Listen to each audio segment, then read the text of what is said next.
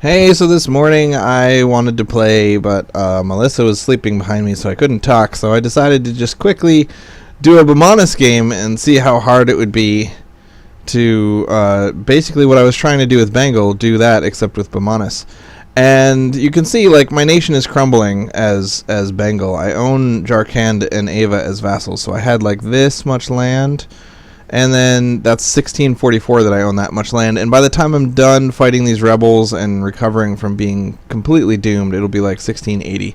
So 100 years earlier than that, as Bamanus, I was easily able to own all of India. And the primary difference is that I took religious as my first idea group instead of humanism, which meant that I could easily convert all of my provinces to Sunni, or in the case of Bamanus, Shia, which Sunni and Shia are apparently the same in this game. um, and that was much better because then I could culture convert the provinces and they just had no revolt risk at all. But more importantly, the religious idea group gave me a permanent casus belli against everybody in India because I'm like the only Shia nation in all of India. So anyone I ever bordered, I had a CB against. I didn't need to constantly fabricate claims in order to expand.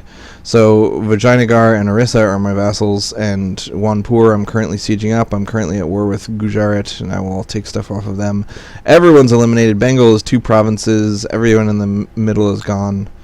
And it was just so easy, man. So easy. So the key, apparently, to ruling all of India is just to take religious as your first idea group. Another important key was I found when I was playing Bengal that focusing military allowed me to always stay really far ahead on military tech, and that's not really the goal. Your goal is to stay even on military tech. You don't need to get really far ahead, because I was having like a laughably easy time just crushing Ming and the Timurids and like all of the big challengers in Asia. So with Bamanus, I focused admin instead of military, and I was able to get way further ahead on tech than I had with Bengal. You can see that I'm 8814 in 1580, whereas Bengal is 10819 100 years later, like almost 100 years later. So I'm doing a much better job of keeping up on admin and diplotech. I'm still not keeping up on admin and diplotech at all, but I'm doing a better job of it. And yeah, I never really got huge coalitions against me. Nobody that I ever fought was very difficult. The hardest challenger I ever fought was Persia, because they had like 60,000 troops, and their troops were Asian or whatever. But even they were pretty easy to stomp because nobody keeps up on military tech except me. Apparently, the AI likes to spend tons of military points on generals, and all I have to do is not hire generals, and I just get way ahead on military tech. So I do not think I'm going to continue my Silk Road Bengal game. I think I'm going to delete it and instead do my Silk Road Bamanus game. And I'm sorry that you missed the entire beginning, but Melissa was sleeping, so what can I do? I couldn't say anything. It was super sneaky quiet time. So let us be Bamanus. We'll be Silk Roadian Bamanusans. I'm a little bit concerned that going for an achievement like this, where the achievement involves taking territory all over the world, means that the only way to actually succeed at taking an achievement like that is to have an easy, like, stomp your face time of it. If you have a big challenge where you're losing fights and stuff, then you're just not going to be able to get a near world conquest level playthrough. So I don't know if that's conducive to videos, you know? Like, I think the best videos are the ones where you're having a hard time of it and you barely scrape by. But we'll see. Avadi Patriots. So Gwenny just came downstairs to play Smite because she's Gwenny. And you guys can play. Just don't make tons of noises, but I'm sure you'll be fine. Looks like my diplomats are both idle. We got lots of revolts going on because we have a lot of revolt risk everywhere. Which is, we're way ahead on stability, but we've got a lot of overextension, and more importantly, we've stopped granting autonomy to our new lands. We're letting our new lands revolt because we have tons of manpower and tons of money, and we're not worried about just having to crush revolts every now and again. So if the revolt risk map looks like this, and I think I might want to make sure that there's no revolts really far south. Whoop.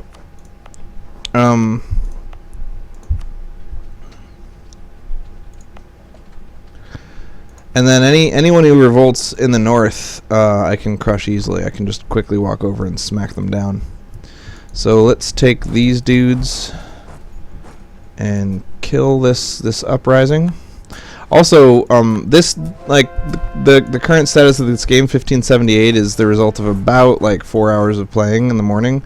I've been playing at 5x literally the whole time. Also, I took Defender of the Faith with my first $500 at the very beginning of the game, and I have never lost it since, because you only lose it if you lose a battle, and I lose a war, and I haven't lost a war yet. So, Defender of the Faith forever, and that does make my tech more expensive, but whatever, it grants me a third missionary, which is important to what I wanted to do, which is to keep all my provinces converted. Because I was really disappointed with how Bengal worked out, where, like, their primary idea is religious harmony, like they don't need to convert provinces, and that's not a benefit, that's actually a detriment. So I hated that, the way that idea played out. So Gujarat's the primary, Wanpur is secondary, Baluchistan is tertiary or thirdary. I'm not going to take anything from baby Baluchistan, but I am going to take some stuff from Wanpur. I wonder if... Now, it did cost Diplo to take stuff directly from them, so I need to negotiate with the leader, and then I can take everything for free. The CB that you get from religious is so insanely good. You can take anything you want for literally free. No Diplo cost for anything. So, in the first game, I was way behind on Diplotech, and in this game, I'm keeping up between Diplo and admin. Diplo is not having problems.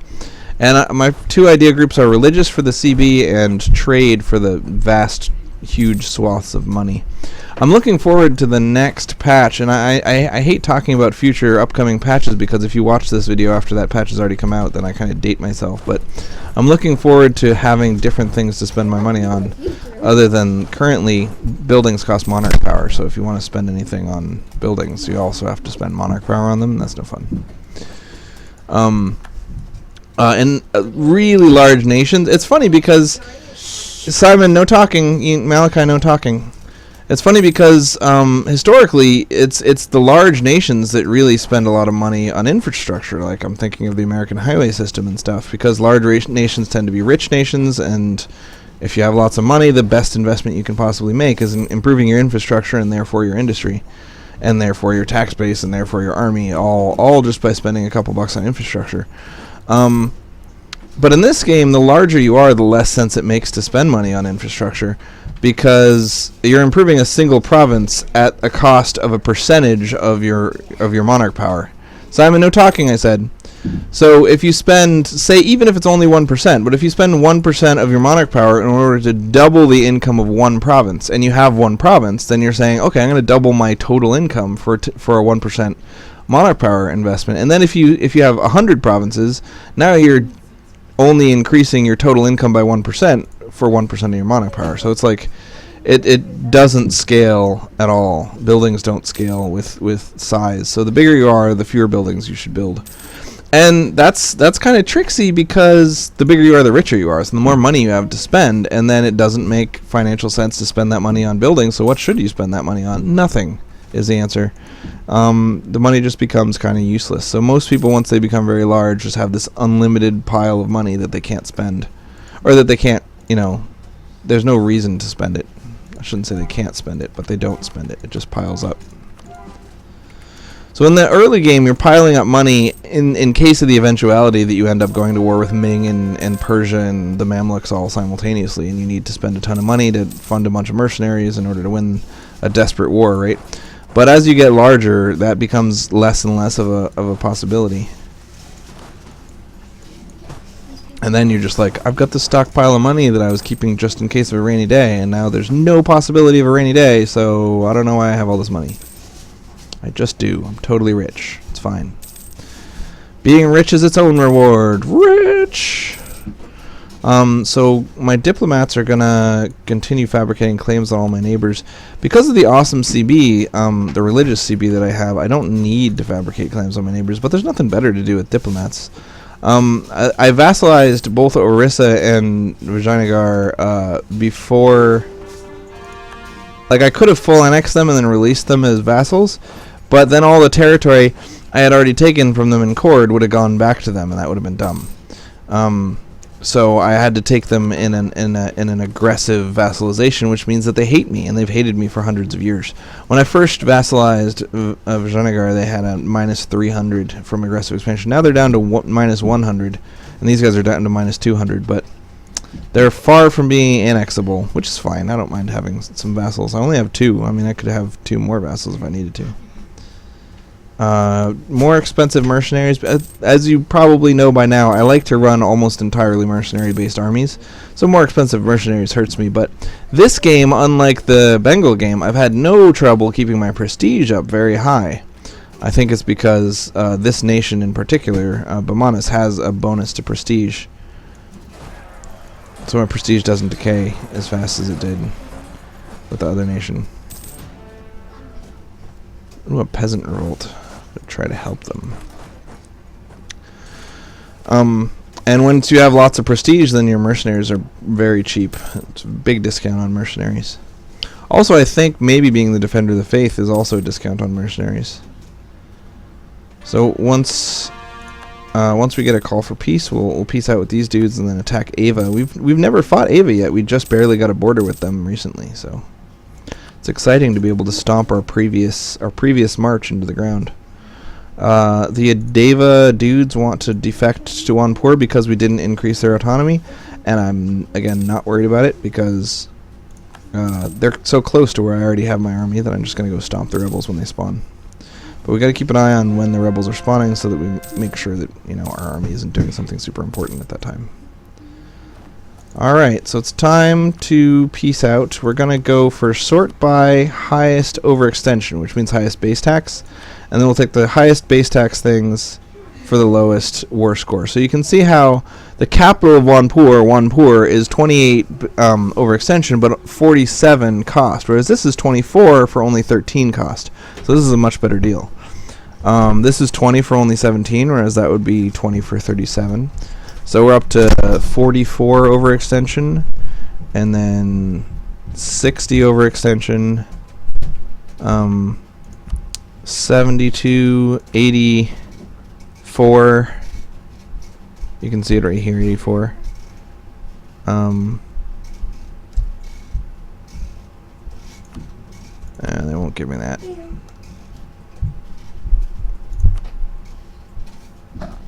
That'd put me over at 108, so if we take away this, then that'd be perfect.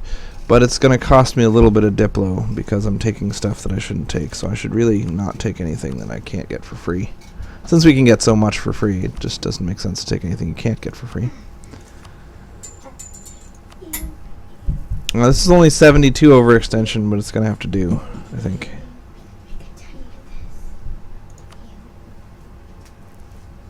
That's 80 overextension, but I'd have to wait a little longer. And who likes waiting? Nobody likes waiting. There we go. Gwenny, don't touch the screen, just point to it. Alright, so we got a bunch of new provinces. We could theoretically convert them, or we could core them. I think it's more beneficial to core than to convert as a first action, because overextension... I mean, they both overextension and religious unity cause revolt risk everywhere, but my religious unity is plus 25% because I took religious as my first idea, so it's better to core first. There is a potential disaster that you get for having low religious unity. I think civil war. If your monarch has low military power or something, I don't know, but it's not currently ticking, so we don't care. I'm going to... yeah, okay, that's good. So now it's time to declare war on Ava. We're going to improve relations with Orissa and Vijayanagar after the Ava war starts. Ooh, actually Vijayanagar looks like it's almost annexable. Let's see. So we can get this up to 161, and then with a gift, that would make them annexable. So we'll start the annexation of Vijayanagar before we attack Ava.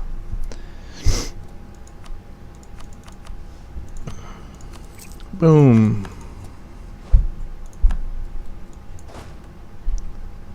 Alright, we'll put all our dudes in the capital and wait for the next revolt.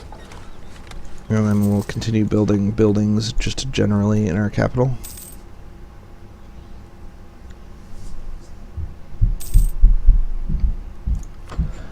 And we want a Diplo Rep Advisor. Also, something cool that we stumbled across the concept for. Your nation has modifiers right here, these things, and they all have expiration dates. And one of the most important modifiers is when you annex a vassal, you get -3 diplomatic reputation for 10 years, which means you can't annex any more vassals until that goes away.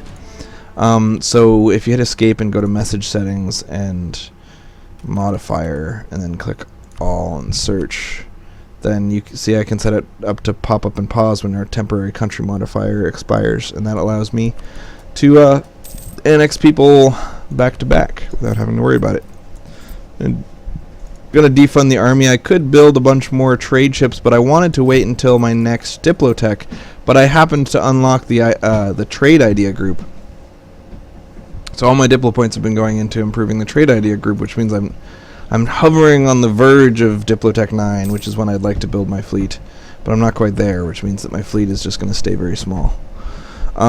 Each time I've gone to war, even with silly little tiny people like Orissa and Vijayanagar and Baluchistan and Persia, they've always had like 5 heavy ships. So I don't want to run 5 heavy ships constantly just to be able to protect trade. So mostly my fleet has spent the majority of its time just hiding in the base. And maybe that'll change in the future. I do need at some point to challenge Japan and whatever, but for now, I'm trying to just expand big enough to become Baluchistan. I'm going to be a baby Baluka. Baby Baluchistan. Hindustan, I mean. So I need Madurai, Congo, Kalingadhara, and Kot. So let's find Kot. Alright, good. So we need to annex Vijayanagar and then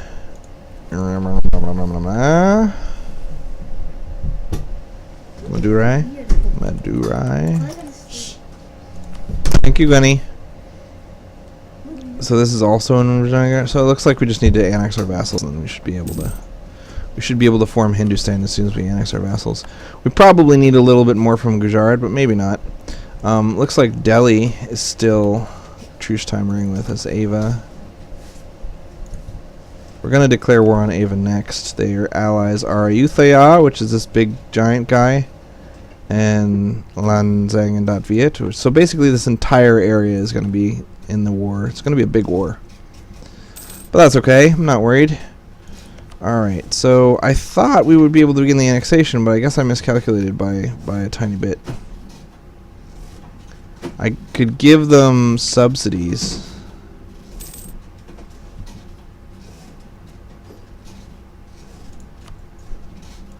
For 29 bucks a month for 400 years.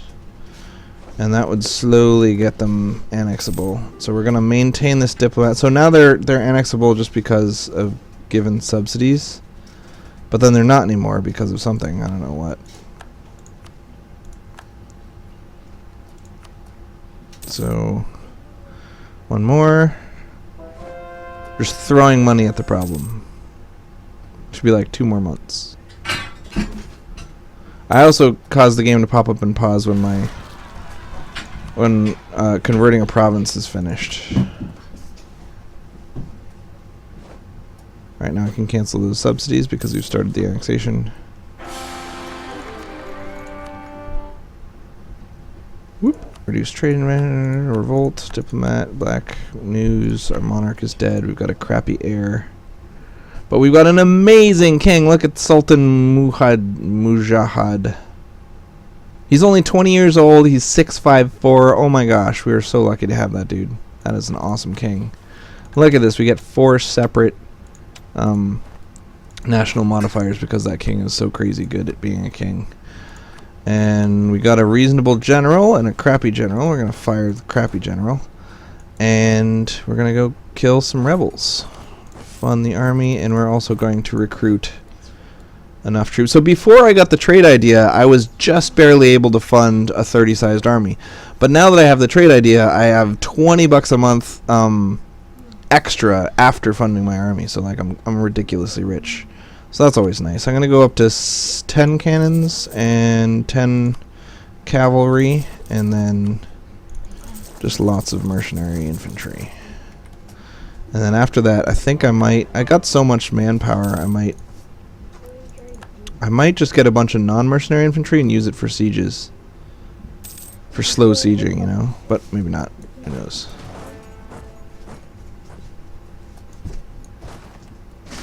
Alright, so our revolt has been crushed.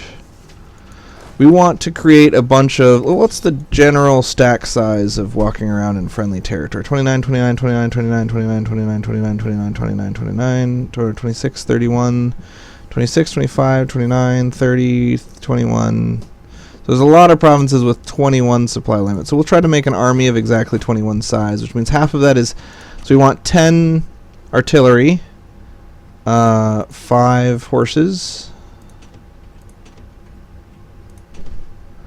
and 5 infantry. We're going to go for all mercenary infantry. 1, 2, 3, 4, 5.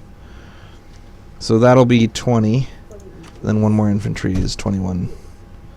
That's a 21-sized army. I mean, it will be once I get 2 more cannons in there. So we're going to hotkey those two guys to number 1, and then we're going to create another 21-sized infantry of the same composition. Actually, our secondary army won't be an army at all. It'll be like some multiple of 2, so either 2, 4, 8, 16, or 32 dudes, and we'll just keep like. It should have no cavalry in it and no cannons in it. And we'll split it up into little groups and then go siege with it. So, actually, we should probably have 2 fighting legions and then a sieging legion. So, 42 fighters. Again, same composition. We're going to have 6 mercenary infantry. 1, 2, 3, 4, 5, 6. And then 5 cavalry. These guys will be fighting group number 2. Can we rename the army? First army. Fighter 2. Good. And then this guy will be Fighter 1. Good. And then everyone who's not in Fighter 1 or Fighter 2 will be in this little, like, siege group. I'm going to put all the cannons over there in Fighter 1 or Fighter 2. Okay, so we need 8 more cannons for Fighter 2. And 2 more cannons for Fighter 1. So 1, 2, and then 1, 2, 3, 4, 5, 6, 7, 8. And then we need just mercenary infantry from there for sieging purposes. We have teched up our military again, gaining some tactics. Tactics is a fun one. This will give us a total of 14 siege army. We want 16 because it needs to be a multiple of 2 so that we can split it up easily.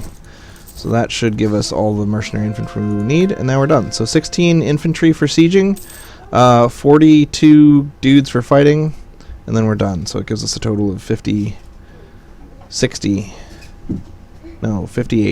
dudes. So we can...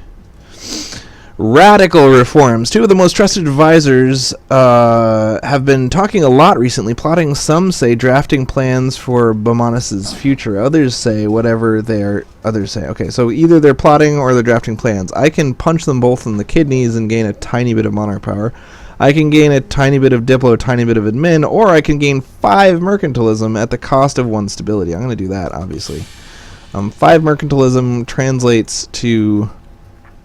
Yeah, I can't do the math. I'm not math enough. I'm not man enough to math that mother down. Not man enough to math it up.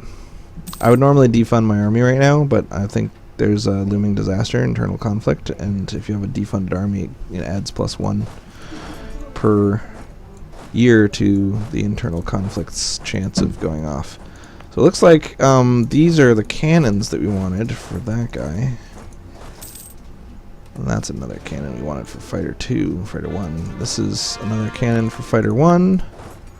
And these are all cannons for Fighter 2. Alright, 21, 16. Perfect. And 21. Everything is perfect. Okay. We would like a second general, but we can't afford him until we get our power projection up, which will never happen. Another thing, in the Bengal game, I got a lot of power projection. In this game, I've got no power projection. I feel like power projection is only helpful if you can do it while keeping your expansion running. and I was not successful at doing that with Bengal. Power projection is something I love playing with, and it's fun to do it when you're playing a nation where you don't have a lofty goal of like world conquest. But when you're really trying to expand as quickly as possible, it just doesn't make any sense. So, I'm bored. Simon, if you're bored, go upstairs, but please don't talk. Thank you. Alright, so let's try to declare war on our biggest foes that are right next to us. We're probably still at peace with all of them, but we're going to check. One poor again, Tibet. We can do a holy war against Tibet, and it'll call in Pegu and Oirat and Zhug. It'll be easy, but we'll only get one province, and it'll probably be a lot of fighting just for a single base tax, one province. We're going to try Bengal. Nope, still at truce timer. So it's time for a holy war against Ava. We're going to try to full annex Ava in this war. We're not going to co-belligerent any of their little friends. Alright, so we'll put one army there, two army there, and the sieging army will stay in the backfield. And we're going to go for as many like super expensive, awesome type unit. We really like these guys, but we're not high enough tech for them. But leader without upkeep is the one that we're trying to save up for. We can't quite afford it yet. So lots of provincial unrest in our newest provinces, but those will die down eventually. Alright, you stay there. Number 1 has the general with him. It's quite a good general, right? And I think at this point, yeah, we have gotten to the point where cavalry is no longer super useful.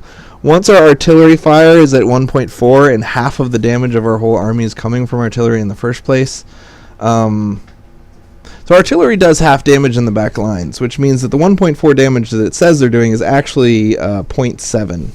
So total damage for artillery is 0.7 plus 0.07, so 0.77, whereas total cavalry damage is 2.5. So 0.77 compared to 2.5. So cavalry does way more damage than artillery. And total infantry damage is 2.25. So cavalry does the most, but only by a tiny margin now. In the beginning of the game, cavalry does massively more damage. But in the mid-game, like right now, infantry does almost as much as cavalry. And cannons do the least damage of all. But over time, this will grow until cannons are doing the most damage. So right now, cannons are doing 1/3 the damage of everyone else. But they're doing it all during the fire phase. They don't do any damage during the shock phase. So infantry does equal damage in both fire and shock phases. So at this point, the fire pips on your general are the most important pips. In the very early game, shock pips are the most important, but that's changed. So we're all about the fire pips, bro. We're all about the fire pips, bro. All right. So we're gonna push deep with the two fighting armies, and then the sieging army will split up, which is its job, and then go and siege everything. So once we'd really like to get our armies spread out enough so that no one can pass us without us seeing them, because we don't want anyone coming into the backfield and messing with our siege ability. And I don't think we're going to siege anything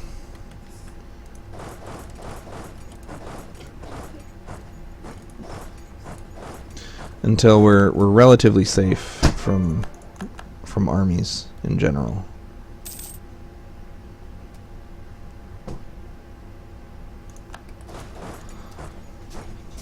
All right. See, because now we engaged with our two fighting armies, and our sieging army is the target of this secondary incursion. So let's try to save our sieging armies. Oh, it looks like they might have killed one of our sieging armies.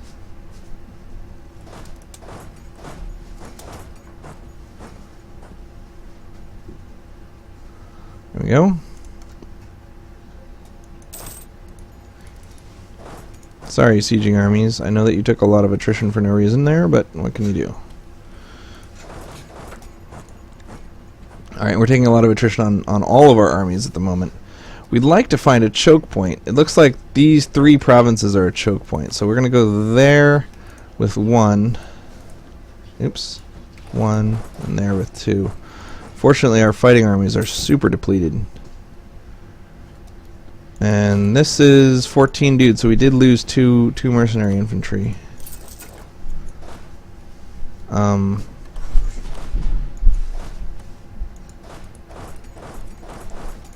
We're going to have to do more robust and fewer carpet sieges until our little group of infantry dudes comes out.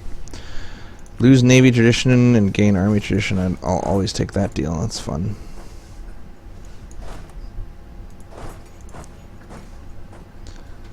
So this guy is at full strength. He's 21, and his current strength is 0 infantry. He's not reinforcing because he's so deep in enemy territory. It's very dangerous to stay that deep with no infantry. So I might actually not carpet siege at all and use my carpet sieging army to go reinforce that guy until I win the province. Once I've won the province,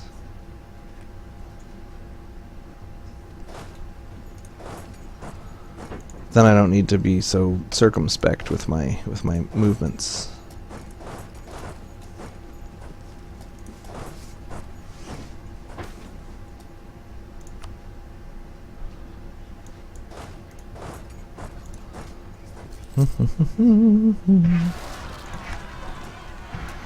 Alright, it's 50,000 troops coming.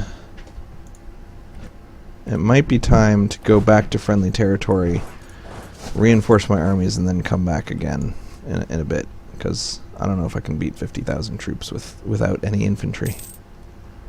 Every step I take through enemy territory is costing me huge amounts of troops. It's ridiculous.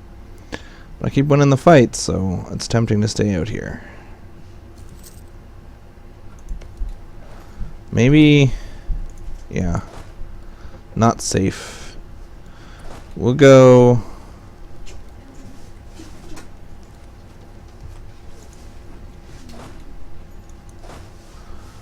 I think we're just going to take. We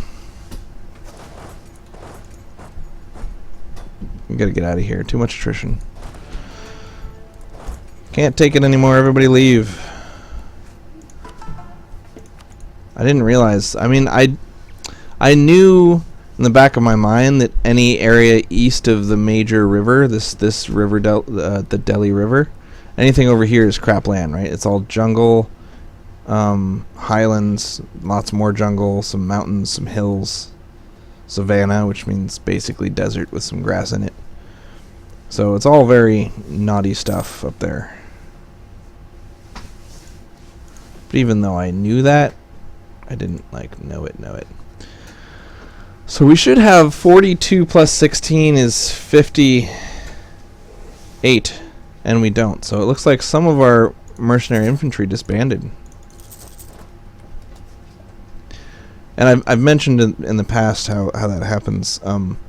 Mercenaries are not resilient. If you get them killed, they're just going to ditch you. They're sick of your crap and they're out. Like, peace, I'm done. So this army has no infantry left at all. This army only has 6. Actually, 6 is all we need. So let's put 6 into the 1, 2, 3, 4. I'm gonna take this guy out. These guys will go and join number 1 fighting army. Oh, number 1 fighting army. Oh, yeah, oh. So we need a lot more mercenary infantry to field the reinforcement army, the sieging army. Again, we're going for 58, so it looks like we need two more infantry after that. It's good that right when I start recording, we get our first real battle. I mean, this is going to be an easy war, but it's a lot harder than all the other wars. Look how much territory we're fighting with. It's pretty cool. One more mercenary infantry.